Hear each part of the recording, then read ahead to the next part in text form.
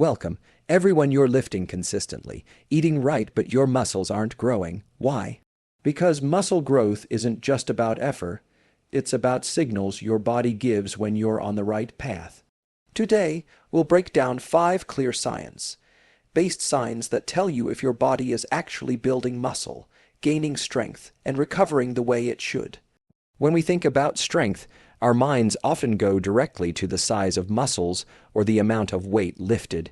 But in truth, one of the most foundational elements of muscular strength doesn't begin in the muscle itself. It begins in the brain. The first major sign that muscle growth and strength are developing effectively is an increase in neuromuscular efficiency, and this process is entirely controlled by your nervous system.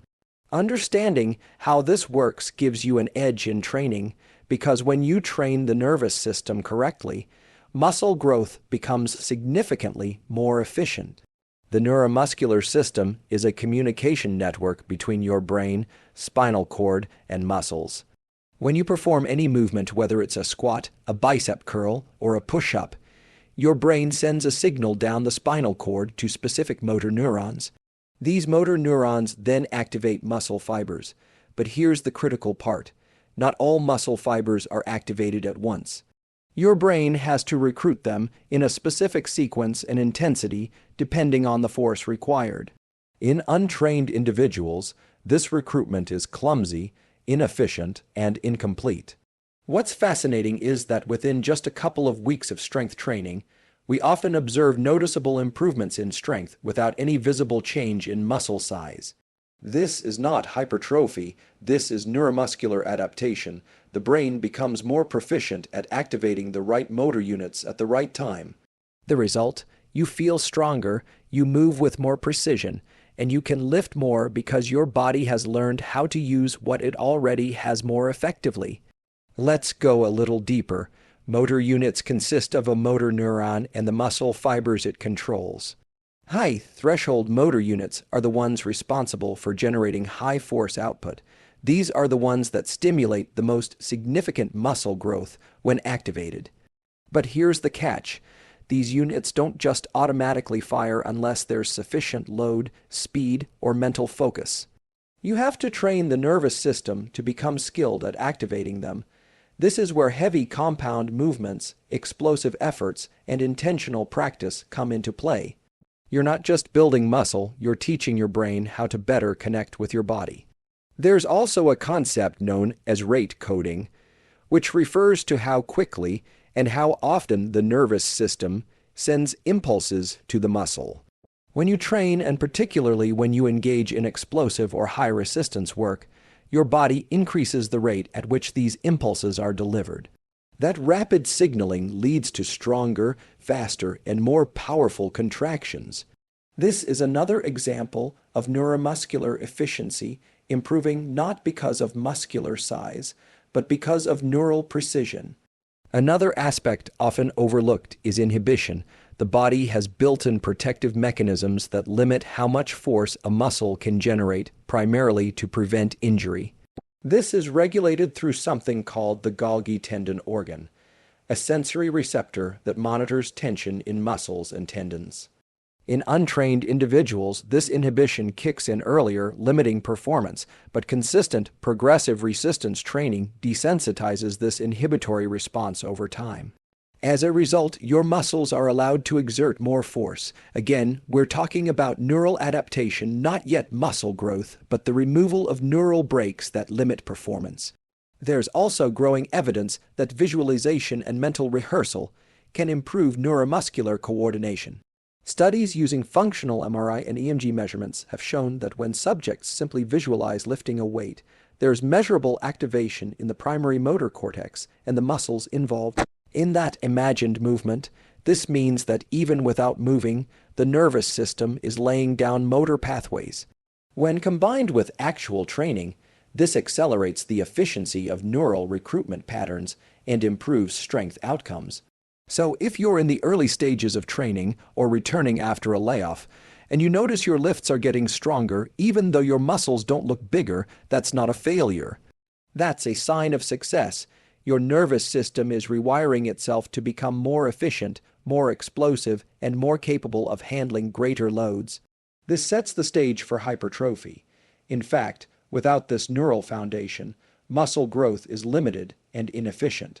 The nervous system acts like the software, and your muscles are the hardware. If the software is slow, even the strongest hardware can't perform at its best. The home message is clear. Early strength gains and improvements in performance are largely driven by neural efficiency. They're not only a sign that you're on the right path, they're a requirement for sustainable muscle growth. Training the nervous system isn't separate from training the muscle. It's the first and most important phase of it. By respecting this, you're aligning with how the body actually works, and you'll build strength, muscle, and control that lasts. One of the most commonly misinterpreted signals in fitness and performance training is muscle soreness. Some people chase soreness as the main goal of every workout, while others fear it and try to avoid it entirely. But the truth, rooted in biology and neuroscience, is more nuanced. A moderate and well-localized level of delayed onset muscle soreness, often referred to as DOMS, is not only a sign that your training is stimulating adaptation, but also a critical feedback mechanism for guiding intensity, recovery, and long-term muscular growth.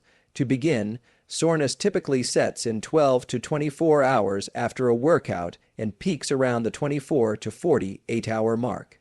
This delay is due to a cascade of cellular events. When we perform resistance training, particularly eccentric movements, like the lowering phase of a squat or a bicep curl, we generate microscopic damage to the sarcomeres, which are the smallest contractile units within a muscle fiber. This microtrauma is not harmful. It is actually what signals the body to begin repair and adaptation processes. The soreness we feel is largely due to this cellular disruption, the influx of inflammatory mediators, and the subsequent swelling that activates pain receptors. Importantly, soreness is not a direct measurement of how effective your workout was in building muscle, but it does indicate novelty or intensity.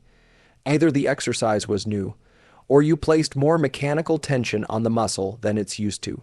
For hypertrophy to occur, muscles must experience progressive overload, an increase in demand beyond previous sessions. When done strategically, this process will often, but not always, result in some level of soreness, particularly if the movement emphasizes the eccentric phase or includes a stretch under load. Now, let's look at what's happening biologically. When muscle fibers are damaged, the body responds by releasing inflammatory cytokines and attracting immune cells like macrophages and neutrophils to the site of injury. These cells not only help clear out damaged tissue, but also release growth factors like IGF-1, insulin, like growth factor 1, that stimulate satellite cells, muscle stem cells that fuse with existing fibers to help repair and grow them stronger and larger. This regenerative process is fundamental to hypertrophy, and mild soreness is often an indicator that this process has been initiated. There's also a fascinating connection between nociceptors, the nerve endings that detect pain, and the feedback loops between your muscles and your brain. When these nociceptors are activated, they signal the central nervous system that stress has occurred. This information helps the brain adapt future movement patterns and effort levels, creating more efficient recruitment strategies over time. In other words, soreness is not just a local tissue experience. It influences how the brain plans and controls future muscle activity. But here's where the science becomes especially relevant for performance and longevity. Chronic or extreme soreness is counterproductive. Excessive muscle damage delays recovery and can downregulate muscle protein synthesis if the body enters a prolonged inflammatory state. In such a state, resources are diverted away from anabolic growth, promoting pathways and toward immune function and tissue repair. So while a little soreness is adaptive, too much is a stress signal that exceeds the body's current capacity to recover and grow. A well-adapted training program uses soreness as a diagnostic tool, not a target. For example, if you train legs and experience mild soreness the next day, localized to the quads and glutes, that tells you the training stimulus was adequate. If you feel deep, debilitating soreness that affects your gait or daily function for 3 to 5 days, that's a sign that your training was too aggressive for your recovery system. That level of trauma not only increases injury risk, it may also blunt motivation and nervous system readiness for subsequent training sessions.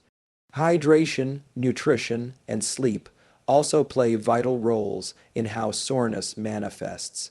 Dehydrated muscle tissue is more prone to cramping and inflammation. A lack of amino acids, especially essential ones like leucine, can delay repair and intensify soreness. And insufficient sleep impairs the body's release of growth hormone and other recovery-related compounds, prolonging the duration of inflammation and reducing the effectiveness of muscle repair. Interestingly, studies have also shown that as you become more experienced in resistance training, the severity of DOMS decreases. This phenomenon, called the repeated bout effect, means your muscles adapt structurally and neurologically to protect against future damage. That's why soreness should naturally diminish over time, not because your training is less effective, but because your body has become more resilient. You're progressing. In short, soreness should be seen as one of several signs that the muscle is responding to a training stimulus, not the only sign, and certainly not the ultimate goal. Moderate, manageable soreness reflects a balance.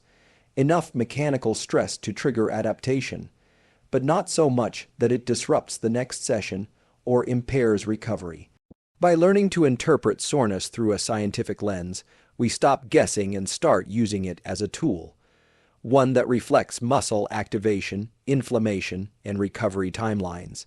When respected, this signal guides us toward more intelligent training decisions, greater muscular gains, and reduced risk of overtraining.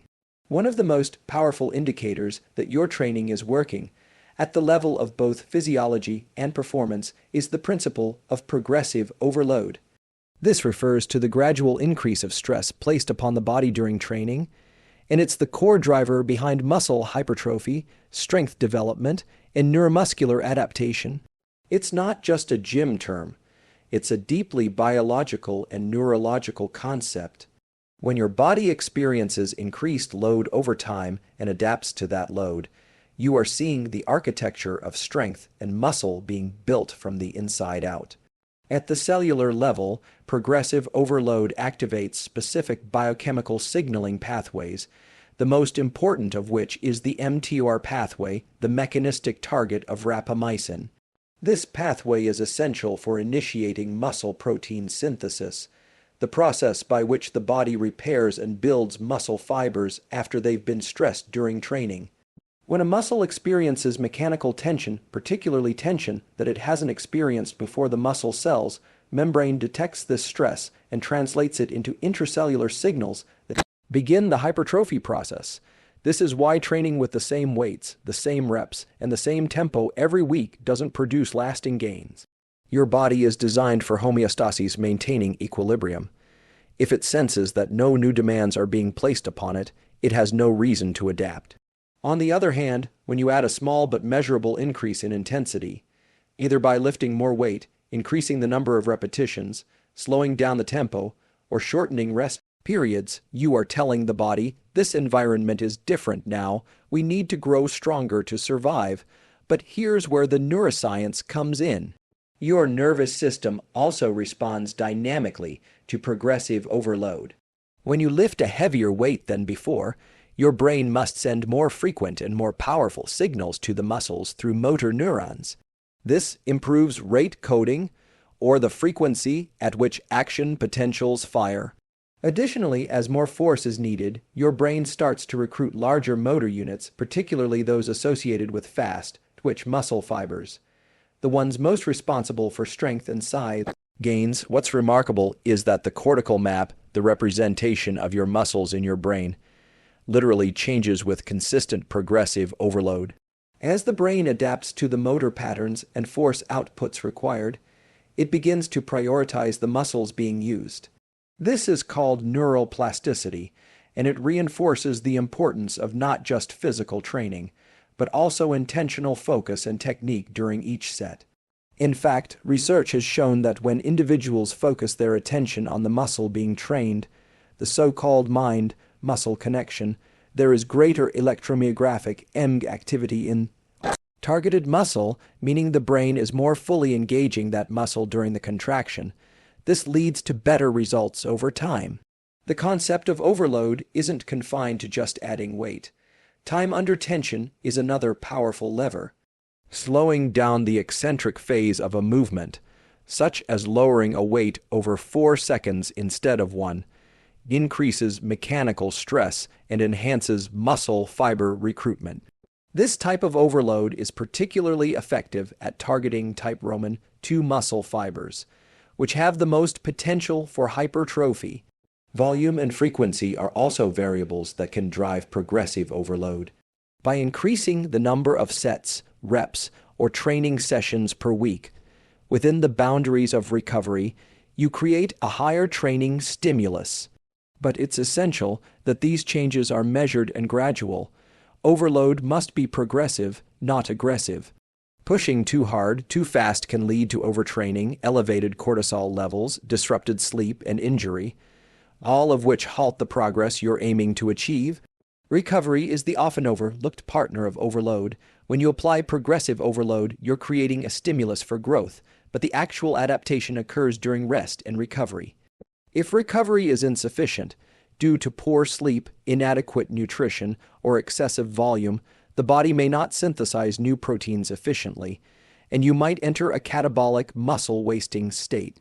This is why elite strength and physique athletes often emphasize sleep, caloric balance, and proper periodization as much as they do the training itself. Another critical aspect is tracking progress. Without data, whether it's weight lifted, reps completed, or even subjective measures like perceived exertion, you're relying on guesswork. Objective progression, even if it's as small as adding 5 kg to a lift or completing 1 more repetition than last week, is a clear sign that your system is adapting. That progress is telling you the stimulus was effective, the recovery was sufficient, and the next adaptation is already underway. So when you notice that you're able to lift heavier, perform more reps, or execute a movement with more control and stability, you're witnessing a profound biological process unfold.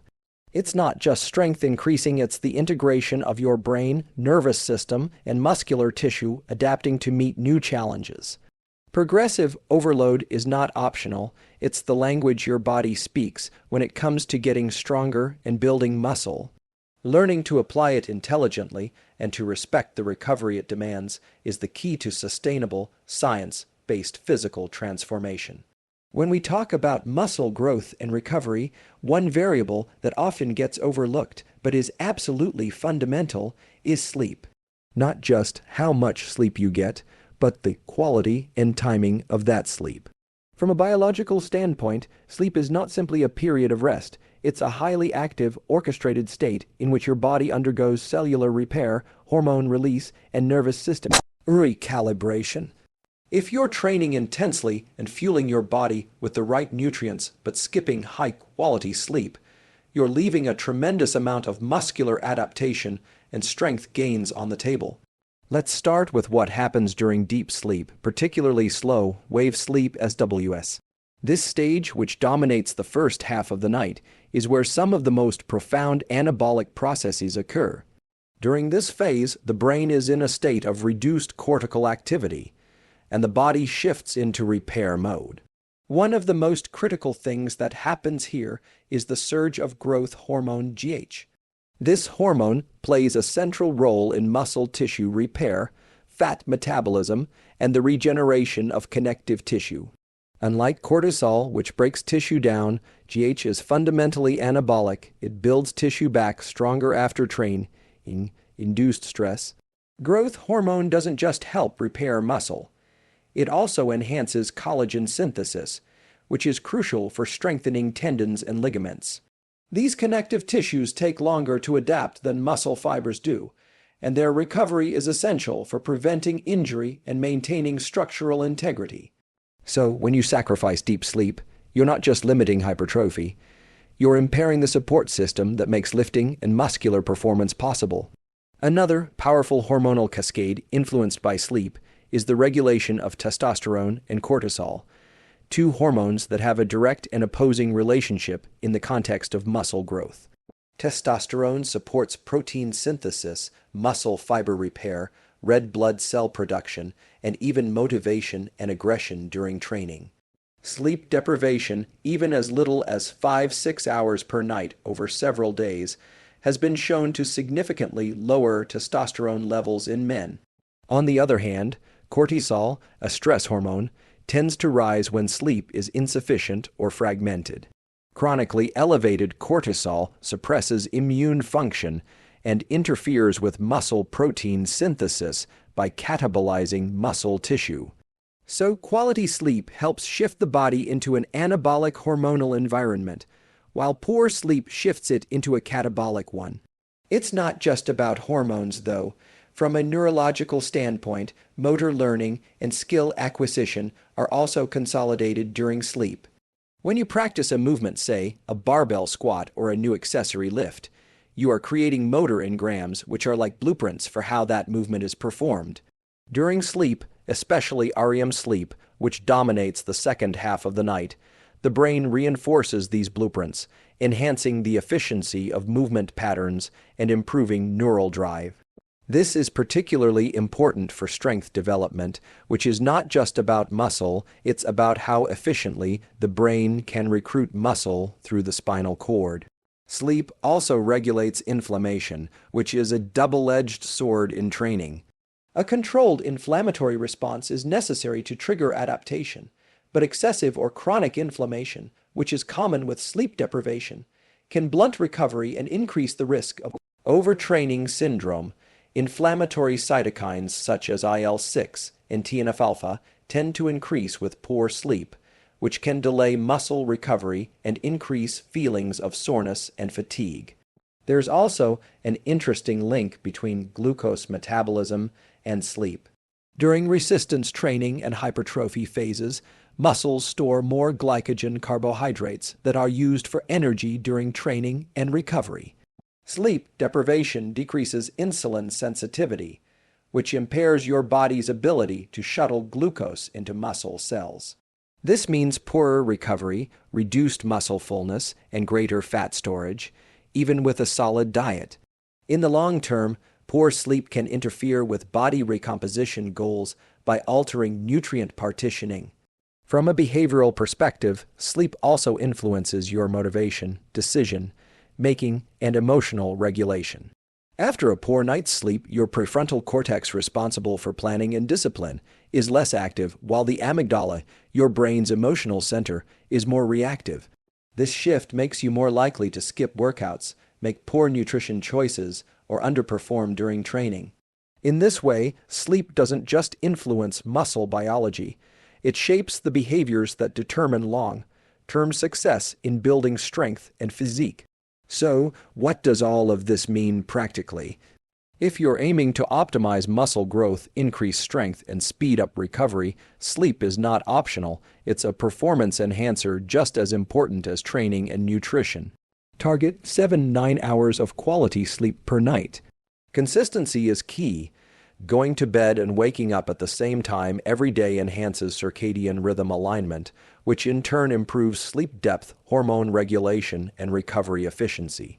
Tools like dimming artificial light in the evening, avoiding caffeine late in the day, and keeping the sleep environment cool and dark can further amplify sleep quality. In the same way you track your workouts or your macros, it's worth tracking your sleep. Not just quantity, but quality, how much deep and REM sleep you're getting, how often you wake up, and how you feel the next day.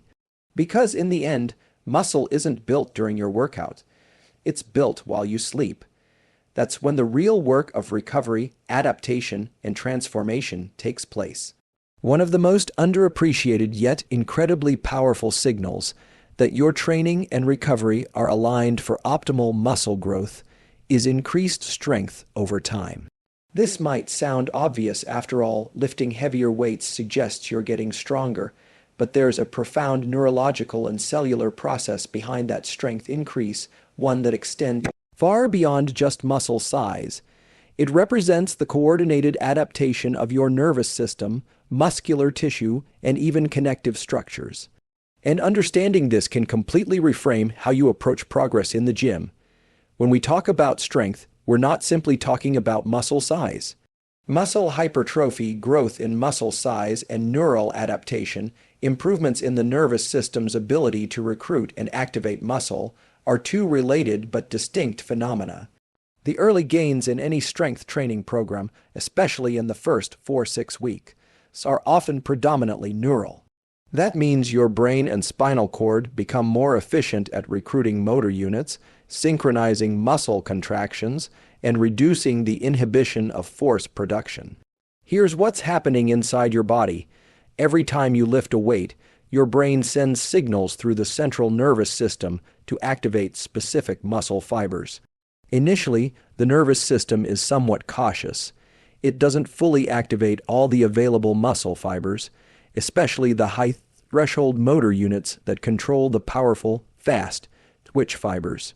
But as you train consistently, your nervous system begins to trust the load and movement, reducing inhibitory signals and enhancing recruitment patterns. You're literally teaching your brain how to express more force. This is why strength gains often outpace muscle growth, especially in the beginning. It's not that your muscles have suddenly become massive. It's that your nervous system has become more coordinated, responsive, and efficient. Think of it like upgrading the electrical wiring in a building. The structure is still the same, but the power delivery is faster and stronger. One key aspect of this process is something called rate of force development, RFD. This refers to how quickly your muscles can generate force. RFD is essential in athletic performance, but also in general strength. When you're training properly, not only does your maximal force output increase i.e., you can lift heavier, but you also improve your ability to generate force quickly. This becomes especially relevant as we age, since declining RFD is a major contributor to falls and injury risk in older populations. Another important factor is intermuscular and intramuscular coordination. Intermuscular coordination is how well different muscles work together during a movement, like how your hamstrings, glutes, and lower back synchronize during a deadlift. Intramuscular coordination, on the other hand, is about how efficiently a single muscle activates its fibers. With training, your brain fine-tunes both. This is part of why experienced lifters can generate more force from the same muscle mass as less experienced lifters. Over time, as mechanical load increases, the musculotendinous units, the connections between muscle and tendon, also adapt. Tendons become thicker and stiffer, which allows them to transfer force more effectively from muscle to bone. This is a slow process, but a crucial one, as tendon health underpins both strength output and injury resilience. That's why progressive overload must be implemented gradually. Your muscles might grow faster than your tendons can adapt, increasing injury risk if you move too quickly. From a biological standpoint, the signal for increasing strength goes hand in hand with the mTOR pathway and mechanotransduction, where mechanical stress on a muscle cell translates into chemical signaling that tells the body, we need to be stronger. This stimulates protein synthesis, muscle fiber recruitment, and changes in the muscle's internal scaffolding, like increasing the number of myonuclei in each muscle fiber, which supports greater capacity for protein synthesis and muscle size. But strength gains are not only physical, they're cognitive. There's a psychological component to lifting heavier. The more your nervous system becomes conditioned to handling high loads, the more your brain associates effort and discomfort with safety rather than threat. This rewiring happens in the prefrontal cortex and amygdala, areas of the brain involved in risk assessment and emotion. As your confidence builds, your perception of effort changes, which actually allows you to access more of your true strength. The mind-body loop becomes tighter, more aligned. To capitalize on strength as a growth signal, you must track your lifts consistently. Small increases adding 2, 5 kg to a lift, completing one more rep with the same weight, or moving the same load with better form, all count as progress. These increases should be deliberate and methodical, not rushed. Intelligent programming often includes periodization, planned cycles of load and recovery, to allow the nervous system and musculature time to adapt and avoid burnout. In essence, increasing strength is not just the outcome of your training, it's the biological proof that adaptation is occurring. It reflects a deep and complex reorganization of your nervous system, your muscle architecture, your tendons, and even your perception of effort. When strength goes up, it's a signal that your system, brain, and body alike is evolving to meet the demands you're placing on it. And that's the essence of growth. One of the clearest signs that your training, nutrition, and recovery protocols are in alignment is faster and more complete muscular recovery between workouts. Most people view recovery as something passive, just the absence of soreness or fatigue, but it's actually a highly active biological and neurological process. Recovery doesn't just happen after you finish a workout. It's built into your nervous system, your immune response, your hormone profile, and even your mental state. When recovery starts to improve, when soreness diminishes quicker, strength returns faster, and you're able to train hard again with consistency, it signals that your body is adapting at every level. Let's begin with what happens at the muscular level. During resistance training, particularly when training to failure or under high mechanical tension, you create microtears in the muscle fibers. This is a good thing. It's the stimulus that sets off the cascade of muscle repair and hypertrophy, but those fibers don't repair themselves magically. The process is regulated by satellite cells, a type of stem cell that activates in response to muscle damage. These cells fuse to the existing fibers, donate their nuclei, and help rebuild the tissue stronger. When your body is well, nourished well, rested, and hormonally balanced, this cellular repair process accelerates. Faster recovery, then, means your satellite cells are being activated efficiently, and that muscle protein synthesis is outpacing protein breakdown. That's a critical balance. One way to measure this indirectly is to track delayed onset muscle soreness DOMS. While some soreness is expected, especially with new exercises or increased loads, chronic or extended soreness suggests inflammation, poor nutrient timing, or inadequate sleep. When your recovery is optimized, soreness becomes less intense and resolves more quickly, allowing you to train with higher frequency without compromising tissue integrity.